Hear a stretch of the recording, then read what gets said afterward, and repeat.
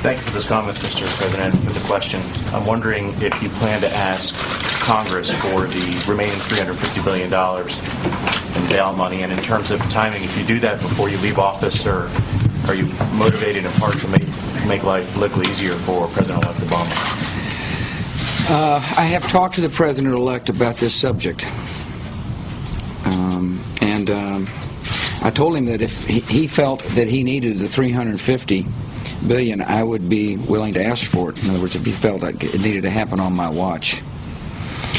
The best course of action, of course, is to convince enough members of the Senate to vote positively for the request, and you know, that's all I can share with you, because that's all I know. So you haven't made the request yet? Well, he hadn't asked me to make the request yet, and I don't intend to make the request unless he specifically asks me to make it. He is, you know, I think this is my third conversation with him, and I generally mean what I say. I wish him all the very best. I found him to be a very smart and engaging person, and that lunch the other day was interesting, to have two guys who are nearly 85, two 62-year-olders, and a 47-year-old. So kind of the classic generational statement. And one common area, in at least the four of us, we all had different circumstances and experiences, but one thing is we've all experienced what it means to assume the responsibility of the presidency. And President-elect Obama is fixing to do that. And he'll get sworn in, and they'll have the lunch and all the, you know, all the deal up there on Capitol Hill. And then he'll come back and go through the inauguration, and then he'll walk in the Oval Office. And there'll be a moment when the responsibilities of the president land squarely on his shoulders. Toby. Yeah, we'll get everybody. Thank you, Mr. President. Do you believe that the Gaza conflict will have ended by the time you leave office? Do you approve of the way that Israel has conducted it, and why were you unable to achieve the peace deal that you had sought? Remind me of the 3 points, will you? Because I'm getting a little older. Will it end by the time you leave office? Do you approve of Israel's I hope so. I'm for a sustainable ceasefire. And a definition of a sustainable ceasefire is that Hamas stops firing rockets into Israel. And there will not be a sustainable ceasefire if they continue firing rockets. I happen to believe the choice is Hamas's to make.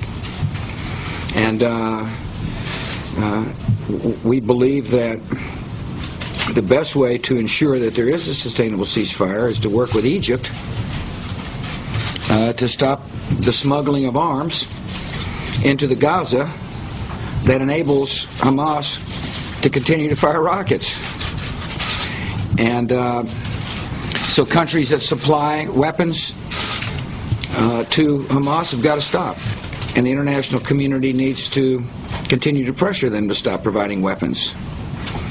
Hamas, obviously, if they're interested in a sustainable ceasefire, needs to stop, arming. And then, of course, countries contingent to the Gaza need to work to stop the smuggling. And it's a difficult task. I mean, there's tunnels and, great opportunities for people who want to continue to try to disrupt democracy to provide the weapons to do so. Second part of your question, please, ma'am. Do you approve of Israeli conduct in this? I think Israel has a right to defend herself. Obviously, in any of these kinds of situations, I would hope that she would continue to be mindful of innocent folks, and that they help, expedite the delivery of humanitarian aid. And third, why haven't we achieved peace? Why were you unable That's a good question. It's been a long time since they've had peace in the Middle East. Step one is to have a vision for what peace would look like. And in 2002, on the steps of the Rose Garden, I gave a speech about a two-state solution. Two states, two democracies living side by side in peace, and we have worked hard to advance that idea. First thing is to convince all parties that the two states were necessary for peace. And one thing that's happened is that most people in the Middle East now accept the two-state solution as the best way for peace. Most Palestinians want their own state, and most Israelis understand there needs to be a democracy on their border in order for there to be long-lasting peace.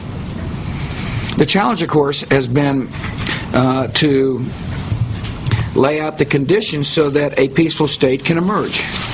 In other words, helping the Palestinians in the West Bank develop security forces, which we have worked hard to do over the past years.